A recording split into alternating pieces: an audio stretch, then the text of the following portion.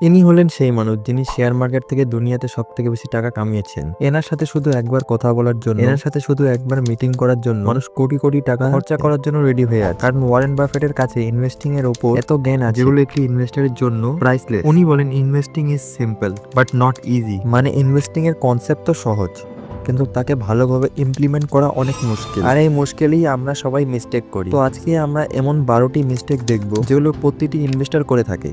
আর এই মিস্টেকগুলো তোমাদের লক্ষ লক্ষ টাকা লস করিয়ে দিতে পারে। আর এরকম কিছু যেন আমাদের মতো ইনভেস্টরদের সাথে না হয়, তার জন্য আমরা এই ভিডিওকে ভালোভাবে বুঝবো আর শিখবো। প্রথম মিস্টেক হলো ওভার কনফিডেন্স। আমরা সবাই ভাবি যে আমরা স্টক মার্কেটের ব্যাপারে সব জানি, স্টক মার্কেটে কিছু নলেজ আর 2-3টি সাকসেসফুল ট্রেড নেওয়ার পর আমরা নিজেদের ওয়ারেন বাফেট ভাবি। বাট বন্ধুরা, 2023 এর একটি রিপোর্টের মতে 80% রিটেল ট্রেডার যারা ওভার কনফিডেন্ট হয় তারা লং টার্মে মার্কেট থেকে মার খেয়ে যায়। মানে তারা এতটুকু প্রফিট কামাতে পারে না যে তারা মার্কেটের বেঞ্চমার্ককে পার করতে পারে। মানে 2-3টি ট্রেডিং এর ভিডিও দেখার পর কেউ যদি কনফিডেন্সে ট্রেডিং করা শুরু করে তো তার লস হওয়ার চান্স অনেক বেড়ে যায়। তো স্টক মার্কেটে আমাদের সবসময় অল্প হাম্বল হতে হয় আর শিখতে থাকতে হয়। Mistake number 2, following the crowd. আর এটি আজকের সময় একটি কমন মিস্টেক। ট্রেডিং সবাই করছে তো আমিও করব, সবাই প্রফিট বানিয়ে নিচ্ছে তো আমিও বানিয়ে নিব। দেখো, আমাদের দেশে গরিবি তো আছে, এটি আমাদের অ্যাকসেপ্ট করতেই হবে। আর আমাদের দেশের প্রতিটি মানুষ এই গরিবিকে দূর করার পুরো চেষ্টা করে। আর আজকের সময় মানুষের নিজের গরিবি দূর করার স্টক মার্কেটকেই একটি রাস্তা হবে। কারণ যেখানেই দেখবে লোকেরা ট্রেডিং করছে, ইনভেস্টিং করছে। ইনভেস্টিং তো নরমালি ঠিক আছে, করা যায়, বাট ট্রেডিং যদি তোমরা কোনো নলেজ ছাড়াই করছো তো ভাই প্রচুর রিস্ক রয়েছে। তোমরা হয়তো কোনো সময় কাউকে বলতে শুনেছো যে বিটকয়েনে টাকা লাগা, ওখানে টাকা লাগালে টাকা ডবল হয়ে যাবে। এখানে দেখো, টাকার প্রয়োজন তো সবার আছে, সবাই চাই যে কোনো জায়গা থেকে যেন কিছু টাকা কামাতে পারি। তো বেশিরভাগ লোক কিছু না ভেবেই তাদের কাছে যত টাকা থাকে সেগুলো মার্কেটে লাগিয়ে দেয়, তারপর তারা মার্কেটের ট্র্যাপে ফেসে যায়।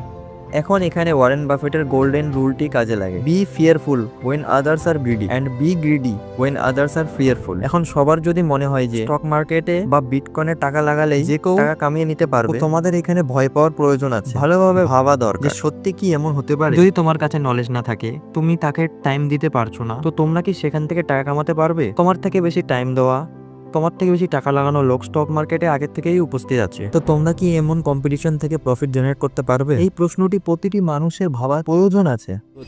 Mistake number 3, ignoring research. কারণ আজকের সময় কারো কাছে টাইম নেই। আমি কলকাতাতে থাকি, প্রায় দিনই মেট্রোতে যাওয়ার সময় দেখি বেশিরভাগ লোকেরা যখন টাইম পায় নিজের ফোন খুলে সকাল সকাল স্টক মার্কেটের ব্যাপারে দেখতে থাকে। লোকেদের কাছে যত টাইম থাকে সেই টাইম তারা স্টক মার্কেটে লাগায় রিসার্চে বা স্টক গুলো দেখতে।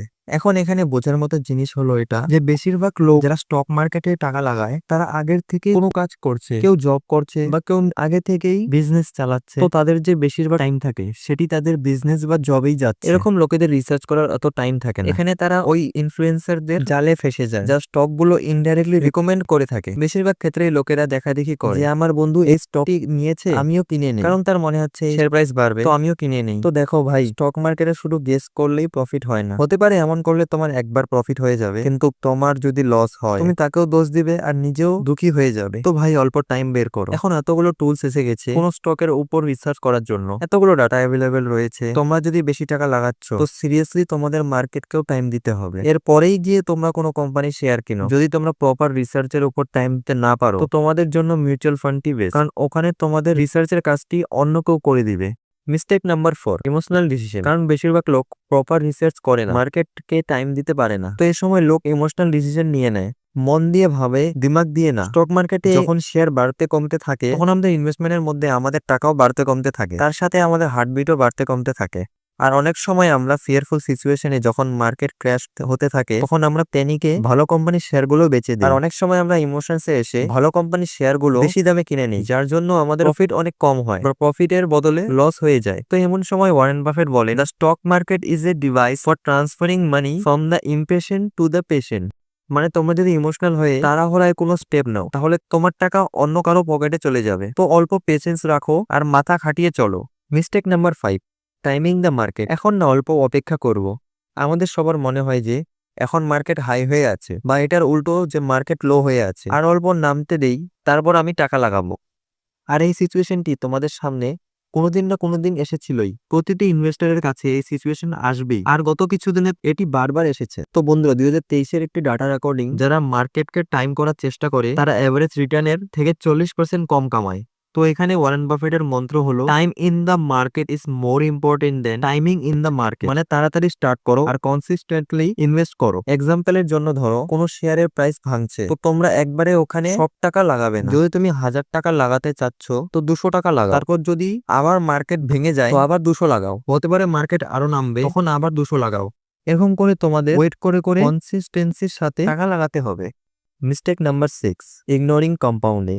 আমার কাছে কম টাকা আছে তো ইনভেস্ট করে কি লাভ, এই ধারণার জন্য যে তোমরা লং টার্মে টাকা কামাতে পারতে সেটি হারিয়ে ফেলো। আমাদের সবার মনে হয় যে আমার কাছে টাকা কম আছে, শুধু 500 টাকা লাগিয়ে কি আর হয়ে যাবে। কিন্তু বন্ধুরা, কম্পাউন্ডিং এর পাওয়ার এমন জিনিস যেটি নিজে আইনস্টাইন অ্যাকনলেজ করেছিলেন। যদি তোমরা 25 বছরের মধ্যে হয়ে থাকো আর প্রতি মাসে যদি 5000 টাকা ইনভেস্ট করো, তো 60 বছর বয়সের মধ্যে তোমার কাছে 2 কোটি টাকা পর্যন্ত হয়ে যাবে। ম্যাজিক মনে হচ্ছে না? ছোট ছোট ইনভেস্টমেন্ট কেউ সিরিয়াসলি নাও, তখন কম্পাউন্ডিং তোমাদের বেস্ট ফ্রেন্ড হয়ে যাবে। আর অবভিয়াসলি কোনো মাসে যদি তোমার কাছে 1500 বেশি থেকে যায়, তো তোমরা নিজের ইনভেস্টমেন্টকে 1500 দিয়ে বাড়িয়ে দাও। এতে তোমার কাছে লং টার্মে যে টাকা তৈরি হবে সেটি আরো বেশি হয়ে যাবে। আর মেনে নাও 5000ও নেই তোমার কাছে, মাত্র 500 টাকা লাগাতে পারবে। তো অ্যাটলিস্ট 500 টাকাই লাগাও। তোমার কাছে কোটি কোটি না, কিন্তু কিছু তো একটা থাকবে। তোমার বিপদে কারো কাছে হাত পাততে হবে না। Mistake number 7, not having a plan. এটি একটি কমন মিস্টেক, কারণ ইন্ডিয়াতে আমরা নিজের টাকা নিজেই ইনভেস্ট করি। যদি তোমরা নিজের টাকা ইনভেস্ট করার আগে কোনো ইনভেস্টমেন্ট অ্যাডভাইজারের কাছে যাও, সে তোমাকে প্রথমে বলবে যে তোমার ইনভেস্টমেন্ট গোল কি, তুমি টাকা ইনভেস্ট কেন করতে চাও। তারপরই সে তোমার জন্য একটি প্ল্যান প্রিপেয়ার করবে। যেহেতু আমরা নিজের টাকা নিজে স্টক মার্কেটে লাগাই, তো আমাদের মতো বেশিরভাগ লোকেদের কোনো ইনভেস্টমেন্ট প্ল্যান থাকে না। এখানে ওয়ারেন বাফেট বলেন, a goal without a plan is just a wish. তোমার ডিসাইড করতে হবে তোমার ফাইন্যান্সিয়াল গোল কি।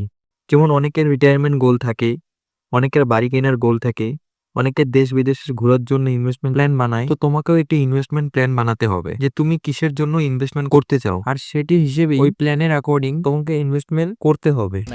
এছাড়াও 8 নম্বর মিস্টেক হলো ওভার ডাইভার্সিফিকেশন। এখন যেহেতু স্টক মার্কেটে ইনভেস্ট করার জন্য হাজার হাজার কোম্পানি অ্যাভেলেবল আছে, আর আমাদের অনেক কোম্পানির বিজনেস মডেল ভালো লাগে। আমাদের মনে হয় এই কোম্পানি ভালো পারফর্ম করবে, এই কোম্পানিটিও ভালো পারফর্ম করবে। আর এর সময় আমরা কি করি, একসাথে অনেকগুলো কোম্পানিতে নিজের টাকা লাগিয়ে দিই। তো এখানে আমাদের লক্ষ্য এটা করতে হবে যে নিজের পোর্টফোলিওকে এতটাও ডাইভার্সিফাই করব না, তাতে এত কোম্পানি শেয়ারও ভরে দিব না যার জন্য আমরা এটা লক্ষ্যই করতে না পারি যে কোন কোম্পানিতে কি চলছে। এছাড়া 9 নম্বর সব থেকে বড় মিস্টেক হলো ইগনোরিং ফিস। আমরা মাঝে মাঝে ছোটখাটো ট্রেড নিতে থাকি, আর এই ছোটখাটো ট্রেডে আমরা এটা নোটিস করি না যে ওই ছোটখাটো ট্রেডেই অনেক ছোটখাটো অনেকগুলো ফিস লেগে থাকে, যেগুলো আমাদের গভর্নমেন্টকেও পে করতে হয় আর ব্রোকারকেও পে করতে হয়। আর এই ছোটখাটো ফিস গুলো জমে আমাদের ক্যাপিটালের একটি বড় ভাগ শেষ করে দেয়। আর যদি তোমরা বড় বড় ট্রেড নিয়ে থাকো, তো অবভিয়াসলি তোমার ট্রানজেকশনের উপর লাগা চার্জেস গুলো বেড়ে যাবে, যার জন্য অনেকের লক্ষ লক্ষ টাকার চার্জেস পে করতে হয়। 10 নম্বর মিস্টেক হলো নট রিভিউইং ইনভেস্টমেন্টস। তোমরা অনেক সময় শুনে থাকো যে একবার টাকা লাগিয়ে ভুলে যাও। এখন দেখো, অবভিয়াসলি তোমরা যদি বেশি রিটার্ন কামাতে চাও, তোমাকে নিজের ইনভেস্টমেন্টকে সময় সময় লক্ষ্য করতে হবে। কারণ অনেক সময় কি হয়, নো ডাউট তুমি ভালো কোম্পানিতে ইনভেস্ট করেছো, কিন্তু শর্ট টার্মে কোনো কারণবশত ভালো কোম্পানির শেয়ারও ভেঙে যায়। যদি তোমরা তখন লক্ষ্য না করো, তো হতে পারে তোমরা একটি ভালো চান্স হারিয়ে ফেলবে, যখন তোমরা ওই কোম্পানির শেয়ার আরো সস্তায় কিনতে পারতে। এর জন্য নিজের পোর্টফোলিওকে কিছু সময় পর পর রিভিউ করতে থাকো যে সে কেমন পারফর্ম করছে।